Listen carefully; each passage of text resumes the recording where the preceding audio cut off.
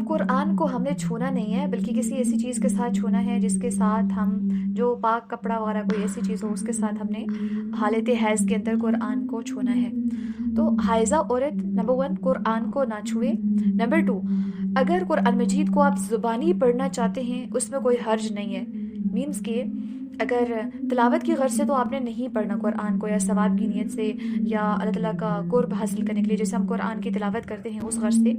اس ایسی سچویشن کے اندر عورت اس طرح سے قرآن کو نہیں پڑھے گی۔ لیکن یاد رکھنے کی غرض سے انسان زبانی پڑھ سکتا ہے، ایسی سچویشن میں عورت زبانی پڑھ سکتی ہے قرآن کو، اور وہ بغیر چھوئے بھی پڑھ سکتی ہے۔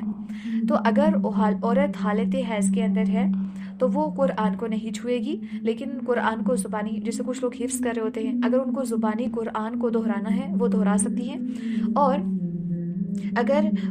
قرآن کو بھولنے کا خدشہ ہو نا، کہ اگر میں نے اتنے دنوں کے لیے نہ بھلایا، نہ دہرایا تو مجھے قرآن بھول جائے گا، کیونکہ قرآن بہت جلدی سینے سے نکل جاتا ہے، تو اس طرح سے پھر اگر اس نے نہ دہرایا تو بھول جائے گا تو پھر وہ دہرا سکتی ہے۔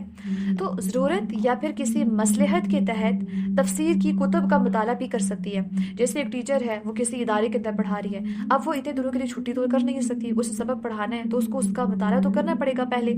تو کسی ضرورت یا مصلحت کے تحت تفسیر وغیرہ کی کتابوں کا مطالعہ کرنا ہے، حفظ کا سبق دہرانا ہے، اور اس ایسے سچویشن کے اندر پھر پڑھا جا سکتا ہے۔ اس طرح سے اگر ہمیں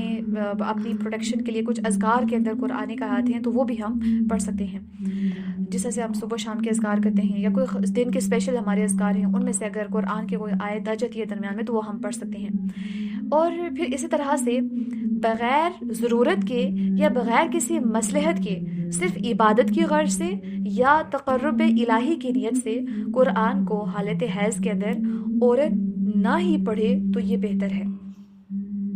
تو ایک تو قرآن کو چھونا نہیں ہے، اور ویسے عبادت کے لیے جیسے ہم قرآن کی تلاوت کرتے ہیں ویسے نہ کرنا بہتر ہے۔ اور اگر کسی مصلحت یا ضرورت کے تحت، جیسے آپ لوگ کلاس لیتے ہیں، اب کلاس کے اندر آپ کیا کرتے ہیں کہ 10 دن کی، 15 دن کی، یا 7 دن کی، 8 دن کی چھٹی اگر لے لیں ہر مہینے کے اندر، تو پھر آپ کے سبق کا کتنا زیادہ نقصان ہو جائے گا، اس کا اندازہ سب کو ہی ہے۔ تو اس طرح سے پھر